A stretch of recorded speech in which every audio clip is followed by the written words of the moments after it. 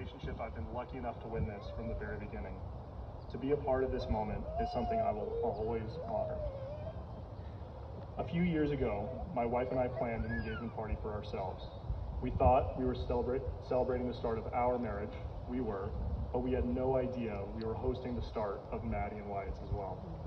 They did meet once before, about 6 months prior. It was a nonchalant group dinner where the only thing that was memorable was the topic of conversation. It was a pretty serious debate about global politics.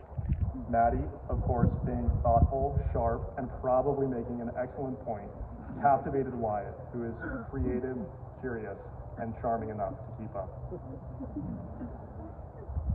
But the night Maddy and Wyatt really solidified a connection was at the engagement party we threw about 4 years ago. And that happened in a very Maddy and Wyatt kind of way. For the first couple of hours into the party, they weren't really talking to each other just yet.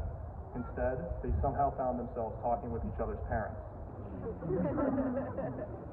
Maddy, spending time with Wyatt's family, was probably learning about art and jazz in American culture. Wyatt, spending time with Maddy's family, was most definitely learning about the Montreal Canadiens and blue velvet cake.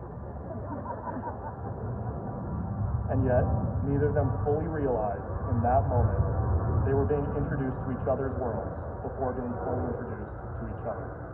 Their friends knew each other, their families already connected. It felt like there was an invisible string pulling these two towards each other long before they even knew. Maddy said that engagement party, Wyatt was the one, and looking back, it's easy to understand why.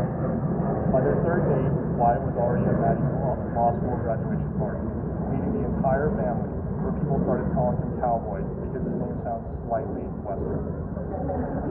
Most people might find that overwhelming, but for Wyatt, it just seems to make sense. Their early dates had this funny, almost movie-like momentum.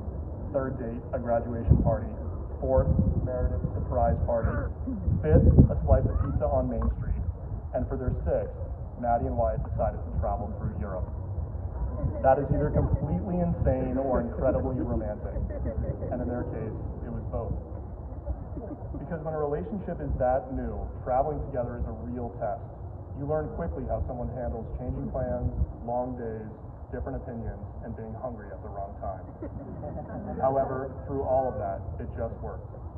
They were riding bikes through Amsterdam, eating pastries in Paris, and Wyatt somehow even convinced Maddy to go to a World War II bullet museum. At the end of each day, because their relationship was still so new, they had this little check-in with each other. They would ask, "Do you like me more today? Do you understand me better today? Did we become a little closer today?" And thankfully, the answer was more, and more. One of the things that I admire most about them is that they're different in ways that make each other better. Maddy is logical, focused, and incredibly disciplined. Wyatt is artistic, musical, and deeply creative. On paper, they may approach the world differently, but at their core, they're very much aligned. They both care deeply about friends and family. They both value real conversation. They both know how to work a room, how to bring people together, and how to make people around them feel included. And they work so well together.